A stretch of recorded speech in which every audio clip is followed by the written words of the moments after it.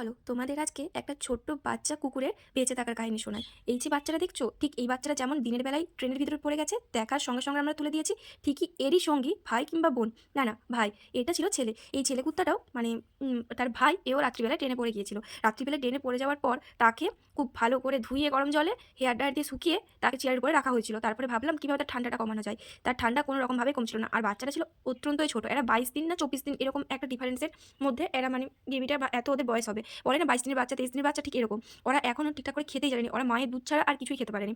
আমাদের ঘর থেকে আছে তখন মুড়ি বিস্কুট কিছু দিলে ওরা খেতে পারে না, ওরা যা খায় মায়ের দুধ খায়। ওর মাকে বেশি বেশি করে খেতে দিই যাতে মায়ের দুধ হলে খেতে পারে। আর ওর মা, তোমাদেরকে তো দেখিয়েছিলাম, ওর মা একেবারে ছোটো, ড্রেন থেকে ওর মা ওকে তুলতেও পারেনি। আমি ড্রেন থেকে তুললাম, তোলার পর ওকে হেয়ার ড্রায়ার দিয়ে শুকানোর পরে দুধ খাওয়ানোর চেষ্টা করলাম। সবার ফার্স্টে বাটি দিয়েছিলাম, বাটিতে খেতে পারিনি, ও বুঝতেই পারছিল না এই জিনিসটা কি। তারপর যখন হাতে করে দিলাম মুখের ভিতরে একদম, মানে যেটাকে বলে ঠুসে ঠুসে মুখের ভিতরে ঢুকিয়ে দিচ্ছিলাম, তখন ও অল্প করে চাটতে চাটতে বুঝতে পারলো যে হ্যাঁ এটাকে খাওয়া যায়, এটা খাওয়ার একটা জিনিস। তো এটা যখন ও বুঝতে পারলো, ও অল্প করে দুধটা খাওয়ার চেষ্টা করলো। আর ভিডিওটা যদি তোমরা ভালো করে দেখো বুঝতে পারবো কতটা পরিমাণে কাঁপছে ওর কানটা, মানে এত ওর কানটা কাঁপছে, হাত পা কাঁপছে, তোমরা যদি দেখতে তাহলে বুঝতে পারতে। মানে ও জাস্ট মরে যেতে যেতে বেঁচে গেল।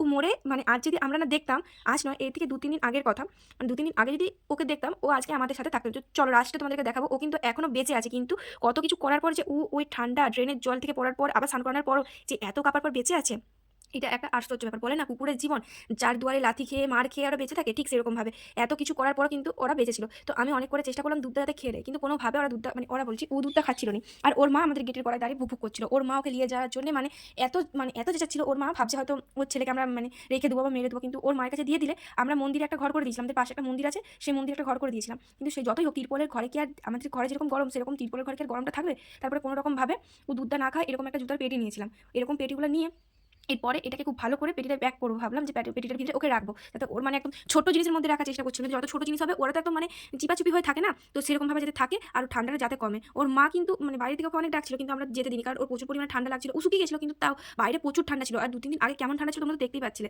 তো তারপরে ওকে এইটা রেখে সবার ফার্স্টে একটা মোটা দিকে গেঞ্জি দিয়ে, যাতে নিচের যে ঠান্ডাটা সেই ঠান্ডা ওর মধ্যে না আসে। তো তারপরে দেখলাম যে এটা ঢাকা দেওয়া যাচ্ছে না, তারপরে ভাবলাম না থাক, মুখটা ঢাকা দেবো নি, একটা বিছানার চাদর এনেছিলাম মোটা দেখে, সেই বিছানার চাদরটা ওর গায়ে পুরো ঢেকে দিয়ে চারিদিকে ওকে বেঁধে দিয়েছিলাম, যাতে ওর মানে শরীরে কোনো রকমভাবে ঠান্ডার আঁচটা না আসে। তো তোমরা দেখো আমি কিভাবে ওকে ঠান্ডার হাত থেকে বাঁচানোর চেষ্টা করলাম। তোমরা তো দেখলে ওকে একদম খুব ভালোভাবে বাচ্চার মতো বেঁধে আর এরকম একটা ছোট্ট জায়গার মধ্যে রেখে দিয়েছি। আর একটু দাঁড়াও, একটু পরে দেখবে ওর যখন ঠান্ডাটা একদম খুব ভালোভাবে, মানে শরীরের মধ্যে যখন শরীরটা গরম হয়ে গেছে, ঠান্ডাটা কেটে গেছে, আর ও যখন একদম সুস্থ হয়ে গেছে, তখনের কাহিনীটা তোমরা দেখো। তখন বাজছে রাত্রি 3টা, আর 3টার সময় ও ওখান থেকে নিচে নেমে, নিচে অনেক গরম লাগছিল বলে নিচে এরকমভাবে শুয়েছিল। তো এটাই হলো ওর একটা কিউট কাহিনী। তোমাদের যদি ভালো লাগে অবশ্যই আমার চ্যানেলটা সাবস্ক্রাইব করো এদের কিউট কিউট ভিডিও দেখার জন্য।